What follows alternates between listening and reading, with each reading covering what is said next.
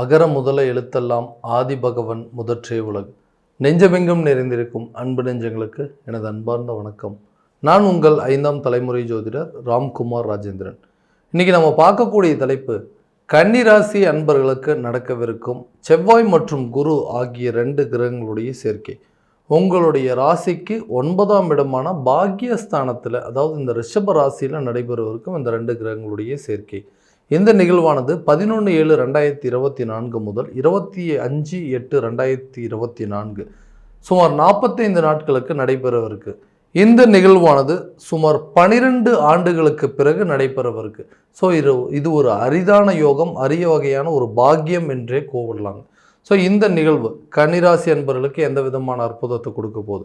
குரு பகவான் நவ கிரகங்களின் மங்களகாரகன் என்று அழைக்கக்கூடிய இந்த குரு பகவான் ஒரு மனிதனுக்கு செல்வம், செழிப்பு, குழந்தை பாக்கியம் மற்றும் அதிர்ஷ்டத்தை கொடுக்கக்கூடிய ஒரு கிரகம் என்றே அழைக்கலாங்க.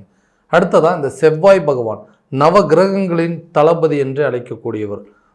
ஒரு மனிதனுக்கு தன்னம்பிக்கை, வலிமை, வீரம் மற்றும் விடாமுயற்சி, துணிவு ஆகிய அனைத்தையும் கொடுக்கக்கூடியவர் இந்த செவ்வாய் பகவான். இந்த செவ்வாய் ஒரு மனிதனுக்கு அதாவது அற்புத நிகழ்வான இந்த கட்டிடம் மற்றும் நிலம் சம்பந்தப்பட்ட யோகங்களை கொடுக்கக்கூடியவர் இந்த செவ்வாய் பகவான். இந்த 2 கிரகங்களுடைய சேர்க்கை கன்னிராசி அன்பர்களுக்கு எந்த விதமான அற்புதத்தை மற்றும் சிறப்புகள் கொடுக்க போகுது அப்படிங்கிறதையும் தெளிவாகவும் துல்லியமாகவும் இந்த காணொலியில் பார்க்கலாங்க. நம்ம சேனலை ஃபஸ்ட் டைம் பார்க்குறவங்க அதை சப்ஸ்கிரைப் பண்ணிக்கோங்க, பெல் பட்டனை கிளிக் பண்ணி ஆல் அப்படிங்கிற ஆப்ஷன் கொடுத்துக்கோங்க. ஸோ புதன் பகவானை அதிபதியாக கொண்ட கன்னிராசி அன்பர்கள், புதன் புத்திகாரகன் என்று அழைக்கலாங்க. எந்த ஒரு விஷயத்தையுமே ரொம்ப புத்திசாலித்தனமாக யோசித்து செயல்படக்கூடிய நபர்கள். ஸோ எல்லா விஷயத்தையுமே தெளிவாக தானே சிந்தனை செய்கிறோம், ரொம்ப ஒரு தடவைக்கு 4 தடவை யோசிக்கிறோம். ஸோ புத்திசாலித்தனமாக செயல்படக்கூடிய நபர்கள்னு சொல்லிட்டு அந்த காலகட்டங்கள், அதாவது இதற்கு முன்னாடி காலகட்டங்களில் பார்த்திங்கன்னா எல்லா விஷயத்தையும் ரொம்ப யோசித்து தான் செயல்படுத்தினேன். ஆனால் எங்கே தவறு செஞ்சேனே தெரியல, எல்லா விதத்துலேயும் பிரேக் ஆயிடுச்சு, எல்லாமே தடையாயிருச்சுங்க. ஸோ ஏதாவது ஒன்று பண்ணி வாழ்க்கையில் முன்னேறணும்னு நினச்சிட்ருக்கேன், எடுத்த காரியங்கள் அனைத்தும் தடையாகவே இருக்குது, தொழிலையும் பெரிய நஷ்டங்கள், சரியான வேலையிலையும் ஒரு ப்ரொமோஷனோ ஒரு இன்க்ரிமெண்ட் அப்படிங்கிறதே இல்லை, நிறைய பேர்த்துக்கு வேலை அமைப்பு அப்படிங்கிறது இல்லாமல் இருக்குதுங்க, குழந்தை பாக்கியம் இல்லாமல், திருமண பாக்கியம், இந்த மாதிரி சில பிரச்சனைகள், நிறைய விஷயங்கள் சந்திச்சாச்சு.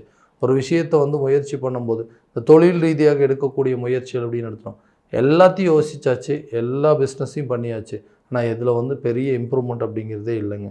ஸோ நம்மளாம் பிஸ்னஸை யோசித்து அந்தந்த காலகட்டங்களுக்கு உண்டானது தான் பண்ணிகிட்ருக்கோம். ஆனால் ஏன் இந்த நிலை? ஸோ நமக்கு இது அமைப்பே இல்லையா, இல்லை இந்த பிஸ்னஸில் நம்ம சரியான ஆள் இல்லையா அப்படிங்கிற அளவுக்கு யோசிக்கக்கூடிய நிலை. எல்லாத்தையும் ஆரம்பிக்கிறோம், அதுக்கு தேவையானது எல்லாத்தையும் வாங்கி போடுறோம், போட்ட பணத்தை எடுக்க முடியலைங்க, பெரிய லாஸ். ஸோ அது தேவையில்லாத பணத்தை விரயம் பண்ண நஷ்டத்தை ஏற்படுத்தக்கூடிய நிலை அப்படிங்கிறதுலாம் வந்துருச்சு. ஸோ இந்த நிலையெல்லாம் மாறாதா? தொழிலில் நம்ம தான் கிங் அப்படிங்கிறத காட்ட முடியாதா? ஸோ எல்லாம் நமக்கு எந்தெந்த நாலேஜ் இருக்கோ எல்லா பிஸ்னஸையும் பண்ணிட்டோங்க. ஸோ நமக்குன்னு உகந்ததா எந்த ஒரு பிஸ்னஸும் இல்லையா? ஸோ புத்திக்காரகன்னு சொல்கிறாங்க, நான் புத்திசாலித்தனமாக யோசித்து தான் எல்லாத்தையும் செயல்படுத்துகிறேன், ஆனால் எனக்கு எல்லாமே தவறுகள் நடந்துகிட்ருக்குன்னு சொல்லக்கூடிய நபர்களுக்கு 9ஆம் இடமான பாக்கியஸ்தானத்தில் நடைபெறுவதற்கும் இந்த குரு மற்றும் செவ்வாய் ஆகிய 2 கிரகங்களுடைய சேர்க்கை. ஸோ எவ்வளோதான் பிரச்சனைகள் வந்தாலும், எவ்வளோதான் நஷ்டங்கள் வந்தாலும், துணிச்சலோடையும் தைரியத்தோடையும் விடாமுயற்சியில் வெற்றி காணக்கூடிய காலகட்டமாக இருக்க போதுங்க.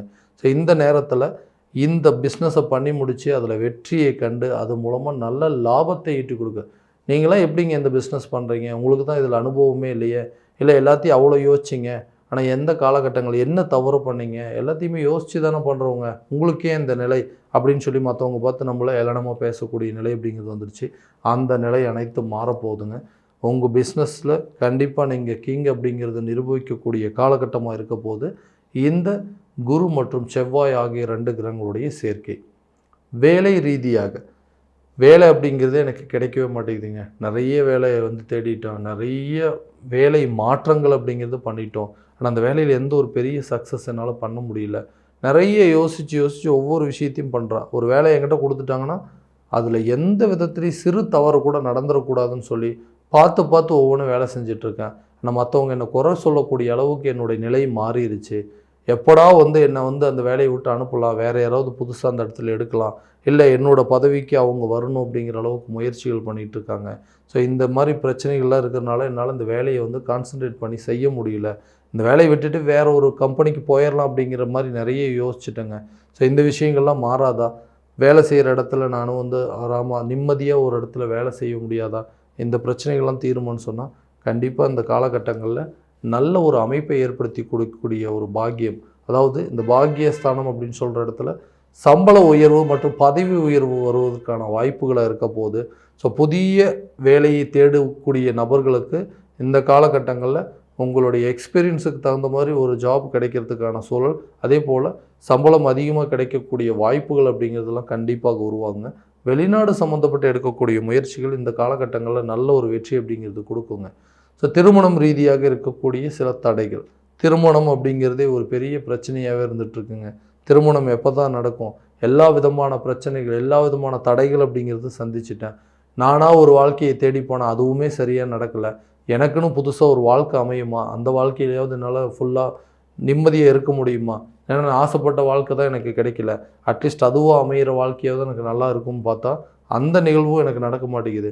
ஸோ லவ் ஒரு பக்கம் ஃபெயிலியராக போச்சுங்க, நான் ஆசைப்பட்ட வாழ்க்கை இல்லாமல் போயிடுச்சு.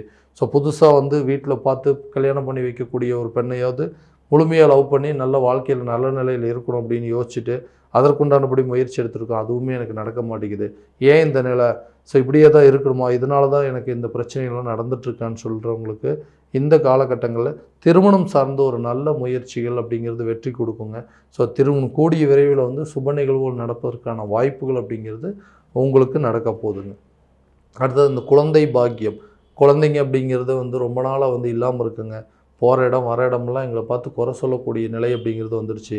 முதல்ல ஒரு குழந்தை இருக்குது, ரெண்டாவது குழந்தைக்கான முயற்சிகள் எடுத்துகிட்ருக்கோம். ஸோ அதுவும் ஏதாவது ஒரு விதத்தில் தடைப்பட்டுகிட்டே இருக்குது அப்படின்னு சொல்லக்கூடியவங்களுக்கு இந்த குரு பகவான் 9ஆம் இடத்துலேருந்து குரு பார்க்கக்கூடிய இடம் உங்களுடைய ராசிக்கு 5ஆம் இடம் என்று சொல்லக்கூடிய பூர்வ புண்ணியஸ்தானம் புத்திரஸ்தானத்திலோட குரு பகவானுடைய பார்வை இருக்கிறதுனால கண்டிப்பாக உங்களுக்கு இந்த பூர்வீகம் சம்மந்தப்பட்ட பிரச்சனைகள் அப்படிங்கிறது தீருங்க. குழந்தை பாக்கியத்திற்குண்டான பலன்கள் அப்படிங்கிறது ரொம்ப நாளாக இது தள்ளி போயிட்டே இருக்குது, அபோஷன் ஆகிட்டே இருக்குங்க, இல்லை கரு நிற்க மாட்டேங்குது அப்படின்னு சொல்கிறவங்களுக்கு இந்த காலகட்டங்களில் நிச்சயமாக சொல்கிறேங்க, குழந்தை பாக்கியத்திற்குண்டான ஒரு அமைப்பு அப்படிங்கிறது உருவாகும். அடுத்ததாக இந்த சுயஸ்தானத்தில் படும்பொழுது இதுவரை உங்களை யாரெல்லாம் ஏளனமாக பேசிகிட்டு இருந்தாங்க, யாரெல்லாம் உங்களை இது ஓகே உங்களை ஒரு குறையாக சொல்லிகிட்டு இருந்தாங்களோ அந்த நிலை அப்படிங்கிறது மாறுங்க. உங்களுக்கு குழந்தை சம்மந்தப்பட்ட சுப செய்திகள் அப்படிங்கிறது கூடிய விரைவிலேயே கண்டிப்பாக சேருங்க. உடலில் இருக்கக்கூடிய பாதிப்புகள் அனைத்தும் விலகி நோய் அப்படிங்கிற ஒரு பிரச்சனையே இல்லாத ஒரு வாழ்க்கையை வாழக்கூடிய ஒரு காலகட்டமாக இருக்க போதுங்க இந்த குரு மற்றும் செவ்வாய் ஆகிய 2 கிரகங்களுடைய சேர்க்கை அப்படிங்க. அடுத்ததாக சொந்தமாக ஒரு இடம் வாங்கணுங்க, இல்லை சொந்தமாக ஒரு வீடு கட்டணும் அப்படின்னு சொல்லி எடுக்கக்கூடிய முயற்சிகள் தடைப்பட்டுட்டே இருக்குது. எத்தனை காலகட்டங்களில் தான் வாடகை வீட்டையே வாழ்கிறது, எங்களுக்குன்னு ஒரு சொந்தமாக வீடு இல்லையா, எல்லா அமைப்பும் இருக்குதுங்க, பணம் இருக்குது, ஒரு இடமும் பார்த்தாச்சு, ஆனால் அதில் வாங்கி வீடு கட்டக்கூடிய அமைப்பு அப்படிங்கிறதே இல்லை. ஏதாவது ஒரு அதாவது விரயங்கள் நடந்துகிட்டே இருக்குது, அந்த பணம் வேறு ஒரு விதத்தில் செலவாயிட்டே இருக்குன்னு சொல்கிறவங்களுக்கு இந்த காலகட்டங்கள் எதிர்பாராத தனவரவுகள் அப்படிங்கிறதை கொடுக்கக்கூடியது.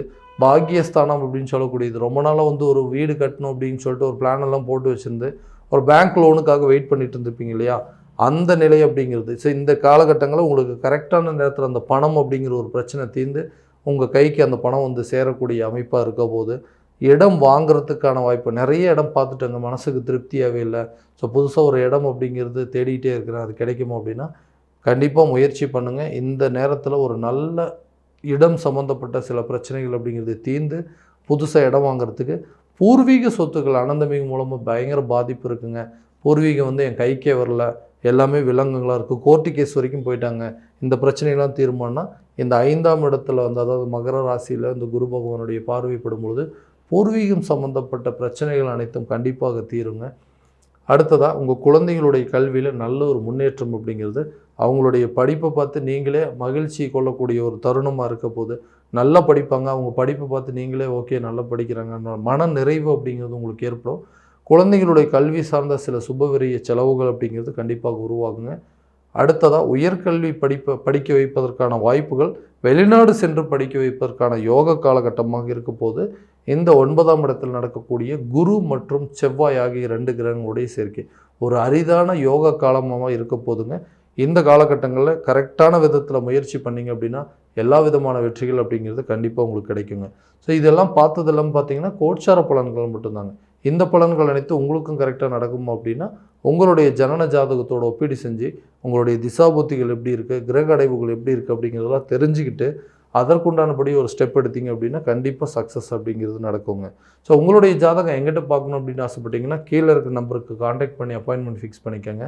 அப்படி இல்லையா உங்களுடைய ஜாதகத்தை வாட்ஸ்அப் மூலமாக அனுப்பிச்சி வச்சிங்க அப்படின்னா தெளிவான முறையில் கணிச்சு துல்லியமான பலன்கள் அப்படிங்கிறது உங்களுக்கு தெரியப்படுத்தப்படும். மீண்டும் அடுத்த காணொலியில் உங்களை சந்திக்கும் முறை உங்களிடமிருந்து விடைபெறுவது உங்கள் ராம்குமார் ராஜேந்திரன். நன்றி.